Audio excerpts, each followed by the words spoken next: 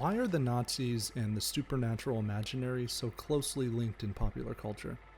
You've probably seen science fiction-y or treasure hunting portrayals of Nazis in fiction. This theme is also present in a slew of conspiracy theories, which are also mostly just fiction. But the association between Hitler's Third Reich and a supernatural mythos is based on a true story. It's rooted in the strange beliefs and stories propagated by prominent Nazis.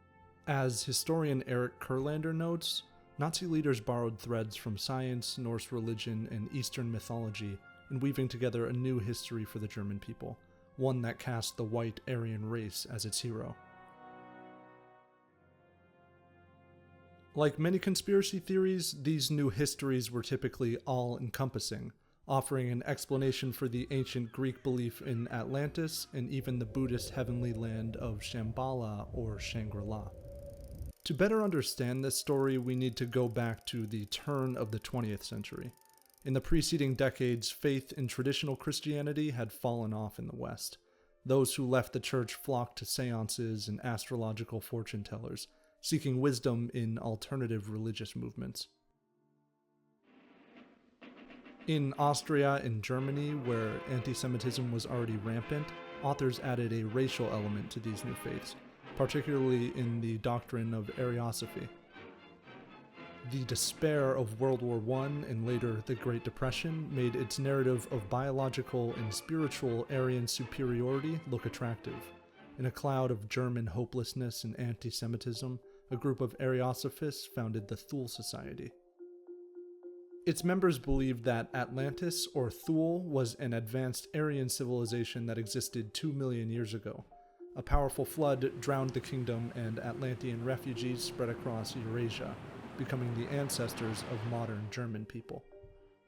The Thule Society sought to resurrect the glory of this civilization by reviving pre-Christian Germanic religion and ridding Germany of Jews and other non-Aryans through eugenics. By organizing anti-Semitic nationalist thinkers, the Thule Society served as the scaffolding for the early Nazi Party. Kurlander writes that it's hard to imagine the development of the early party without its Thule foundations. In fact, former Thule members Karl Herrer and Dietrich Eckart helped found the early Nazi Party. Former Thule Society members later played key roles in the Nazi Party throughout its stay in power. Rudolf Hess, who helped Hitler write Mein Kampf, served as deputy Führer. Alfred Rosenberg defined Nazi ideology and racial policy, and Hans Frank coordinated the genocide of Jews in Poland and served as Hitler's personal lawyer. But beliefs in conspiratorial or fantastical histories didn't only come from former Thule Society members. They were especially popular among the leaders of the SS, the paramilitary force that carried out the Holocaust. Its leader, Heinrich Himmler, had an obsession with proving this Aryan supremacist version of history. He created an SS think tank called the Ahnenerbe to do just that.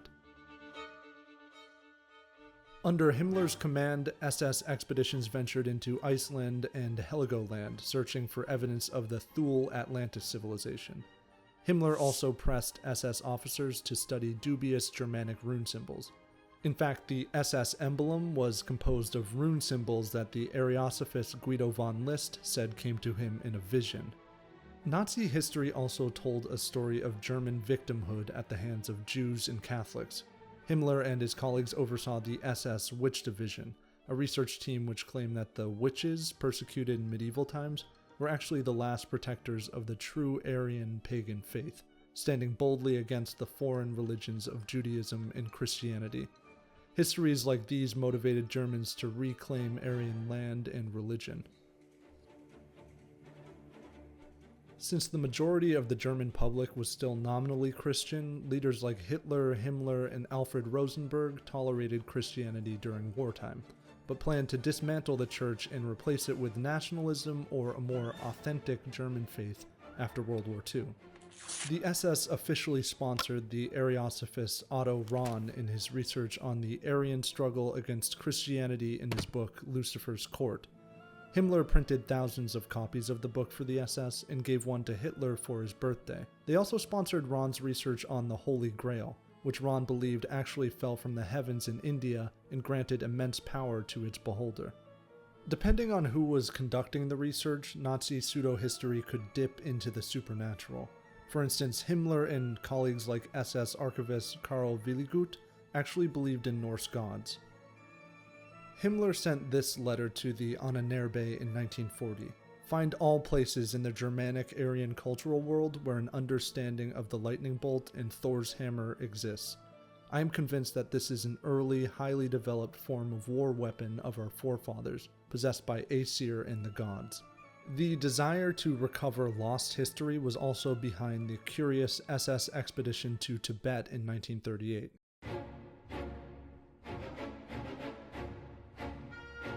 Nazi leaders believed in a connection between the Aryan and Asian races. Some believed that after Atlantis flooded, Aryan survivors settled deep in the Himalayan mountains and built a new society. They claimed this was the origin of the Buddhist and Hindu belief in the heavenly kingdom of Shambhala. According to Himmler and like-minded Nazis, when the Aryans left to go back to Europe, they left two important marks on Asia. First, they shared their religion with the locals, forming the basis for Hinduism and Buddhism. Second, they bred with Asian people, whose part Aryan offspring became the ruling classes of India, philosophers of China, and the samurai of Japan. In Nazi history, even the accomplishments and traditions of Asia were all thanks to the Aryan race. Hitler echoed these sentiments in a 1920 speech in which he claimed that the prevalence of the swastika in Eastern cultures was actually the footprint of a powerful Ice Age Aryan culture. Thus, Ernest Schaefer and several other members of the SS set off for Tibet with the dual goals of collecting scientific data and gathering evidence for this Aryan Shambhala theory. They measured the skulls of Tibetans, photographed Buddhist swastikas, and searched for parallels between ancient Germanic religion and Tibetan Buddhism. When we look at the Third Reich's attempts to prove that Atlantis existed or to glean wisdom from runestones, it's tempting to write them off as mere strange beliefs held by Nazi war criminals. But the convoluted racist history developed by the Nazi Party is more than a footnote on the historical record. Some justified Germany's warmongering in Europe as the reclamation of land that belonged to an old Aryan kingdom. And perhaps most importantly, the driving force behind the Holocaust was the popular belief that the German people were descendants of a superior civilization, now plagued by racial impurity and Jewish greed. Hitler sold the story that blood mixture and the resultant drop in the racial level is the sole cause of the dying out of old cultures. By Nazi logic, this could be reversed to revive old cultures by means of segregation and genocide. The Third Reich, of course, shows us how history changes the way we interface with the present. But more importantly, the Nazis proved just how dangerous it can be to politicize and weaponize the past.